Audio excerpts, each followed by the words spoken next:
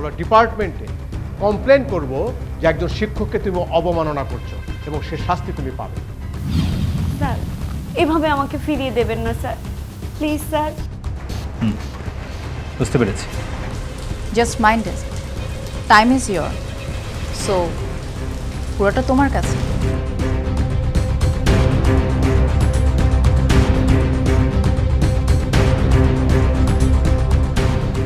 সুলতানা এসছে? না কাকা, সুরা পায়নি।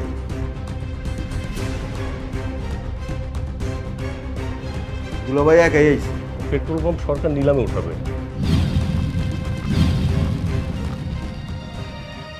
এখন যে কি করি কিছুই বুঝতে পারছি না। ও মাই গড, এ তো সাংঘাতিক ব্যাপার। হ্যাঁ আসলাম, তাই আমরা দেশে এসেছি, যদি কিছু টাকা ম্যানেজ করা যায়।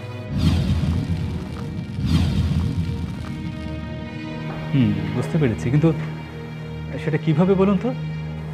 তোমার ভাইয়া বলছিল চৌধুরী গ্রুপে ওর যে শেয়ার আছে সেটা বিক্রি করলে যে টাকাটা আসবে সেটা দিয়ে কিন্তু ওর যে ঋণ আছে সেটা শোধ করা সম্ভব।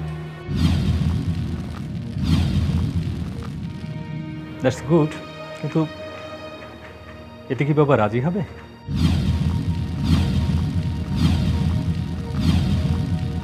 আমরা আসলে বাবাকে কনভিন্স করার চেষ্টা করছি। বাবা অবশ্য বলেছেন রাজি হবেন যদি শেয়ারটা নিজেদের মধ্যে কেউ নেয়। আচ্ছা, এই কথাটা শুনে আমি সাথে সাথে বললাম নিজেদের মধ্যে যেহেতু শেয়ার বিক্রি হবে তাহলে আসলামই কিনুক, কারণ আসলাম যদি কেনে তাহলে একসাথে দুইটা কাজই সফল হবে। প্রথমত তোমার এই ব্যবসায় ইনভলভ হওয়া হলো, আর দ্বিতীয়ত তোমাদের যে সম্পর্কটা বাবা মেনে নেয়নি সেটাও মেনে নিতে পারে। কিন্তু আমার কি এর মধ্যে থাকা ঠিক হবে? কেন ঠিক হবে না? তুমি তো আমাদের পরিবারেরই একজন। যদি আপনারা আমাকে আপনাদের পাশে থাকার যোগ্য মনে করেন তাহলে আমার আপত্তি নেই। আসলাম, তুমি কিন্তু এখনো মাইন্ড করে আছো, না হলে কিন্তু তুমি এই যোগ্য কথাটা বলতে পারতে না। দেখুন ভাবি, আমিও তো আসলে বাইরের একজন মানুষ। শুধুমাত্র সুলতানাকে বিয়ে করেই আমি বাড়ির জামাই হয়েছি, কিন্তু বাবাও তো আমাকে মন থেকে মেনে নিতে পারেননি। আর যেহেতু বাবা আমাকে মন থেকে মেনে নিতে পারছেন না, আমি আমার নিজেকে কি করে যোগ্য ভাবি বলুন তো? বাবাও যদি কখনো আমাকে মন থেকে জামাই হিসেবে মেনে নেয়, কেবল তখনই আমি আমার নিজেকে যোগ্য মনে করব, তার আগে না। তুমি আসবে এ কথা আমি বাবাকে বলেছিলাম, বাবাও রাজি হয়েছিলেন। বাবা বলেছিলেন তোমাকে আসতে, আর বাবা যদি রাজি না হতেন তাহলে তোমাকে কখনোই আসতে বলতেন না। তার মানে বাবা মনে হয় জামাই হিসেবে তোমাকে এবার মেনে নেবেন। এটা জাস্ট একটু সময়ের ব্যাপার। সুলতানাকে কতদিন দেখি না, ওকে তো নিয়ে আসতে পারতে, আর সাথে তোমাদের বাচ্চাটাকে আনলে আরো ভালো হতো। বাবা হয়তো তার নাতনিকে দেখে সব দুঃখ ভুলে যেতেন। আফটার অল সুলতানা তো তার মেয়ে, তাই না? সন্তানের প্রতি বাবার স্নেহ, মায়া, মমতা, ভালোবাসা কখনো কমবার নয়। আমিও চাই সব বিরোধের অবসান হোক। বাবার প্রতি আমার যে ক্ষোভটা ছিল সেটা আমিও আসলে ভুলে যেতে চাই। তাই যখন জানতে পেরেছি যে আপনারা এসেছেন, নির্দ্বিধায় এখানে আসার প্রস্তাব দিয়েছি। শোনো আসলাম, তুমি বাবার সাথে খুব ফ্রেন্ডলি বিহেভ করবে, দেখবে বাবাও তোমাকে খুব সুন্দর করে অ্যাকসেপ্ট করে নিয়েছে। ঠিক আছে ভাবি, আমি সেই চেষ্টাই করব। খুব খুশি হব যদি এই কাজটা সম্পন্ন হয়ে যায়। ট্রাস্ট মি, তোমার প্রতি আমরা অনেক কৃতজ্ঞ থাকব। আপনাদের জন্য কিছু করতে পারলে আমারই বলুন ভালো লাগবে ভাবি। Thank you so much Aslam. Thank you. Aslam, তুমি তাহলে নাস্তা করো, আমি ভেতরে গিয়ে এক্ষুনি বাবাকে পাঠিয়ে দিচ্ছি। ওকে, ঠিক আছে। ঠিক আছে।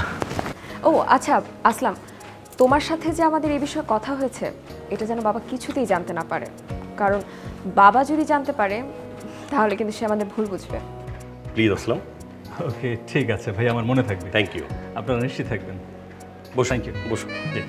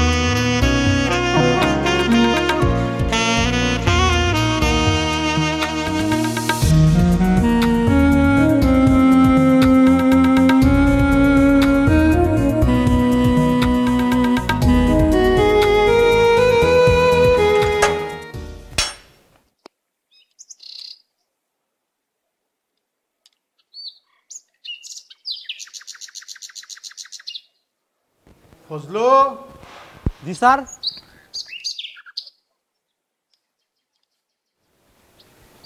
তুমি তো এখানে অনেক দিন যাবত আছো, অনেক বছর যাবত আছো। জি স্যার। তুমি জানো না তোমার ডিউটি কি? জানি স্যার। কি ডিউটি কি তোমার? ডিউটি তো অনেক স্যার, বাড়ি পাহারা দেওয়া, পানি তোলা, গ্যাস বিল দেওয়া, বাসায় মেহমান আসলে গেট খুলে দেওয়া। ফিরিস্তি বাদ দাও, তোমার আসল ডিউটিটি কি সেটা বলো। আসল কাজ স্যার বাড়ি পাহারা দেওয়া। হ্যাঁ, বাড়ি পাহারা দেয়া। সেই কাজটি কি তুমি সিরিয়াসলি করো? অবশ্যই স্যার, আমার চোখ ফাঁকি দিয়ে একটা মাছি পর্যন্ত বাড়িতে ঢুকতে পারে না। তাই নাকি? এতটাই সিরিয়াস যে মাছিও ঢুকতে পারে না? তাহলে হুটহাট মানুষ ঢুকে কি করে? মানুষ? কোন মানুষ স্যার? কে আসছে? ত্রোপা। ত্রোপা কি করে এই বাড়িতে ঢুকে? আপাতত আপনার কাছে আসে, আগেও আসতো। আগে আসতো সেটা ঠিক আছে, কিন্তু এখনো কেন আসে? সেটা তো আমি বলতে পারবো না স্যার। সে আপনার ছাত্রী, ছাত্রী স্যারের কাছে পড়তে আসে, আমি তো এটাই জানি। আর আপনি তো তার আসতে বারণ করেন নাই আমার। এখন বারণ করছি, সে আর কাল থেকে আসবে না, ঠিক আছে? কেন স্যার? সেটাকে তোমাকে বলতে হবে? না স্যার। কথা মনে থাকবে তো? জি স্যার। আর যদি কথার কোনো বরখেলাপ হয় তাহলে কিন্তু চাকরিটা থাকবে না বলে দিচ্ছি। আচ্ছা স্যার।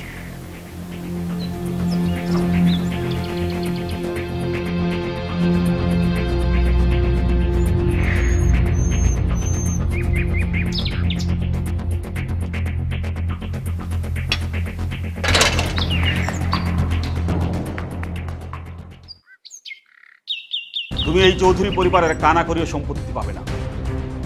এমনকি আমার মেয়েকে নিয়ে যদি রাস্তায় রাস্তায় ভিক্ষে করো তাও না।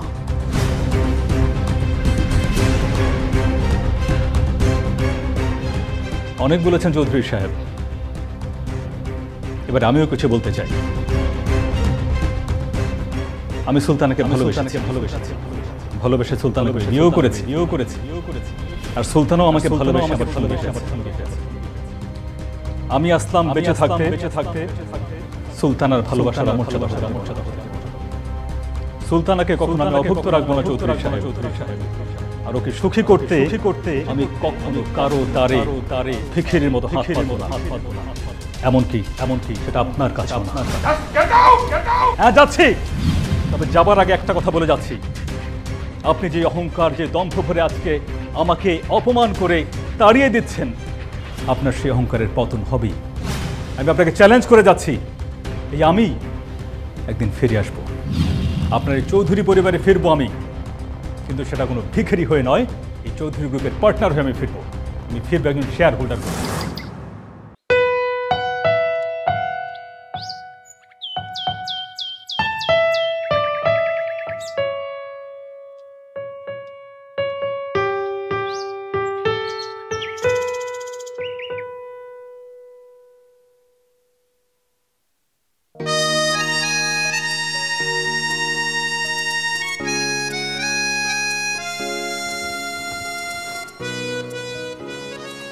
স্বপন, মা এই নাও তোমার চা। Thank you. বসো।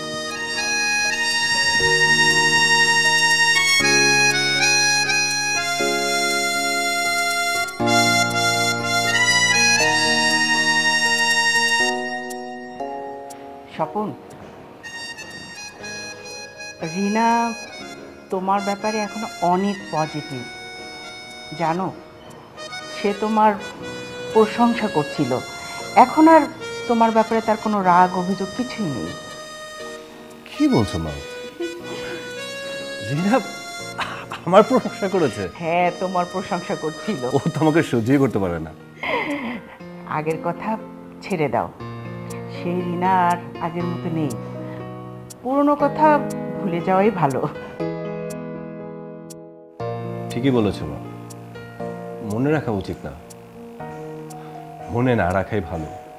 শোনো বাবা, রিনা অনেক বদলে গেছে। সেটা ওর সাথে আমি দুদিন কথা বলে বুঝতে পেরেছি মা। ওর জন্য কিছু করতে পারলে সত্যি আমার খুব ভালো লাগতো। আমরা তো সবাই ওর ভালোর জন্যই চেষ্টা করছি।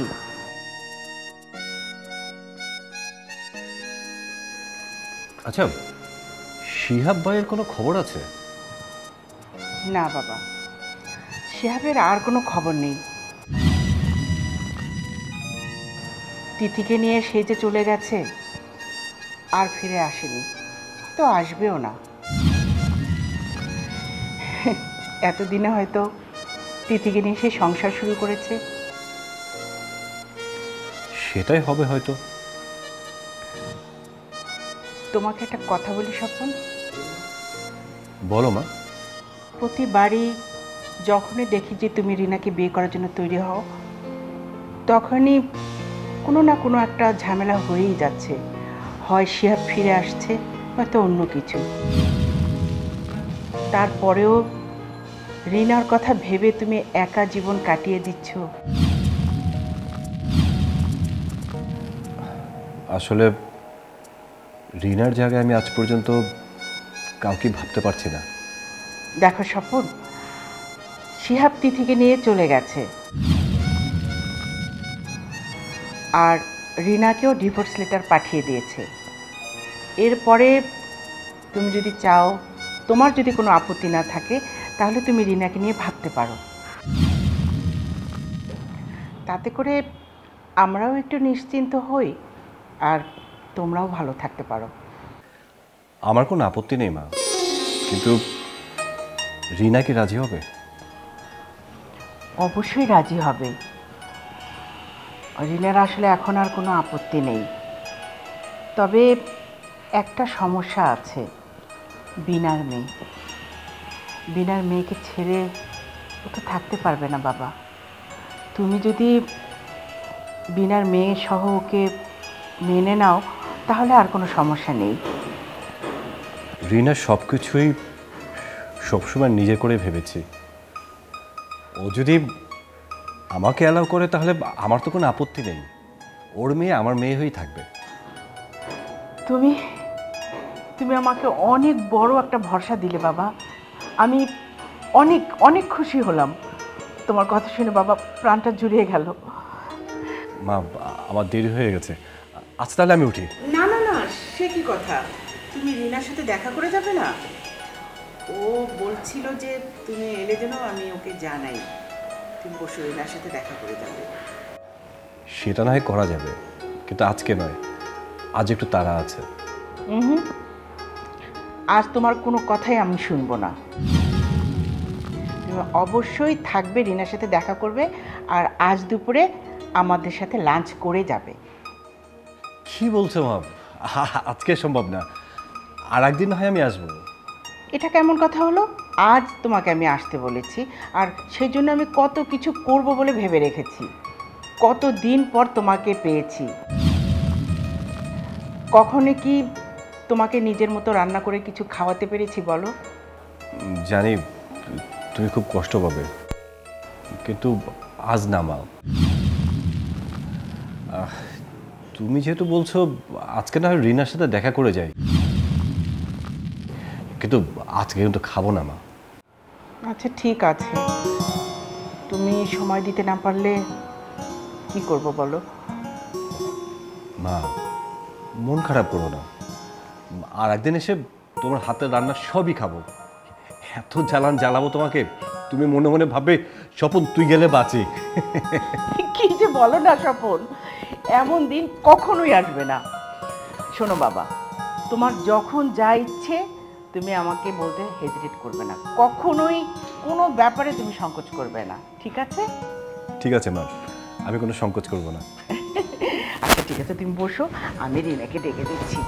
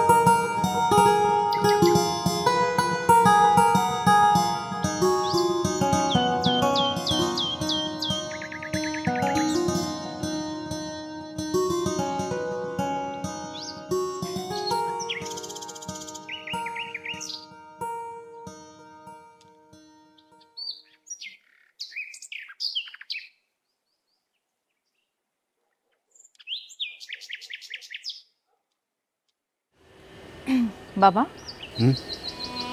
ও বৌমা। জি বাবা, শুনেছেন নিশ্চয়ই আসলাম এসেছে।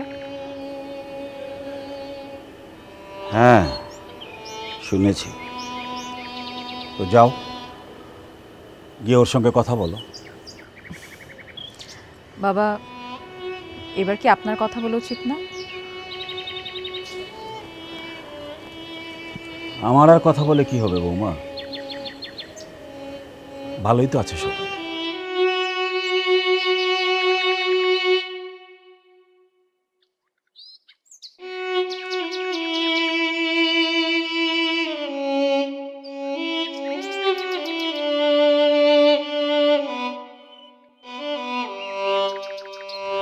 বাবা,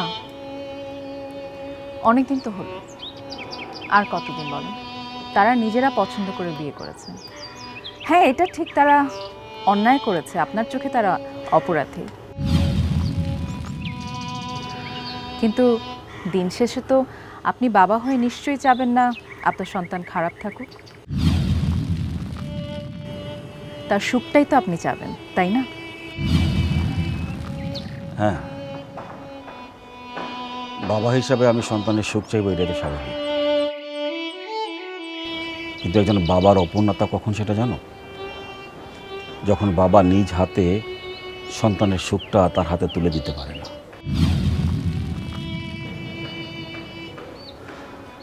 ওরা আমার উপর ভরসা রাখতে পারেনি, আমাকে বিশ্বাস করতে পারেনি, তাই তারা নিজেদের সিদ্ধান্তটা নিজেরাই নিয়ে নিয়েছে।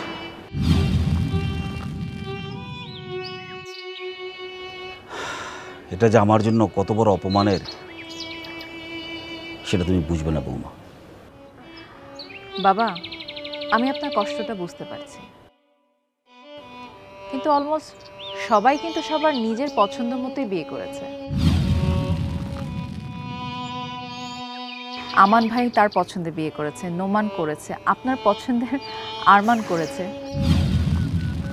সো আলটিমেটলি যে যার জায়গা থেকে পছন্দের মানুষটাকেই বেছে নিয়েছে। আপনি কিন্তু সবার বিয়ে মেনে নিয়েছিলেন। তাহলে সুলতান আপনার মেয়ে বলে আপনি তাকে অন্য চোখে কেন দেখবেন? আর তাছাড়া তার উপরে আপনার কেন এত অভিমান?